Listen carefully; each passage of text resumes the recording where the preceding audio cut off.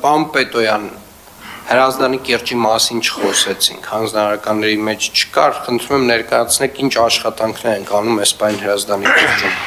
Պարոն քաղաքապետ, մենք Հրազդանի կիրճում ունեինք այդ դարավոր խնդիրը, որտեղ որ այդ հենապատի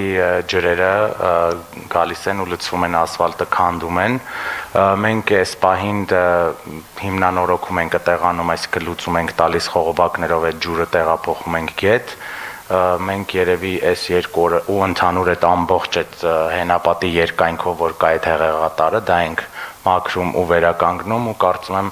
այս 2 օրը կչորանա, արդեն պարոն Թևոսյանի հետ խոսել ենք, այնտեղ ամբողջովին ասֆալտ կանենք, էլի, ու կարծում եմ այդ հարցը վերջապես կլուծվի։ Շատ լավ, այդ դեպքում նաև ասեք Բիձեքի գյուղում ինչ է կանում։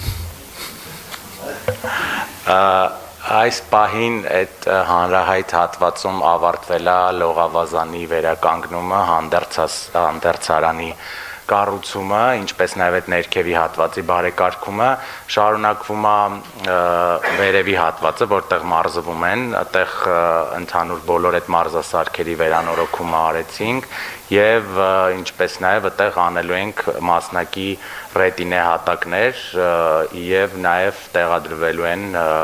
լուսացույցեր երթևեկությունը կառավարելու համար, ինչպես նաև մի հատ շատ մեծ խնդրանք ունեին այդ մարդիկ, որոնք որ վերևը տենց պուրակ են սարքել, այդտեղ ջրի խնդիր ունեին, նաև տեղադրվել է այնտեղ արևային վահանակներ, այդ ամբողջ տարածքը լույսով ապահովելու համար, ասեմ, որ դա նաև իրականացվում է մեր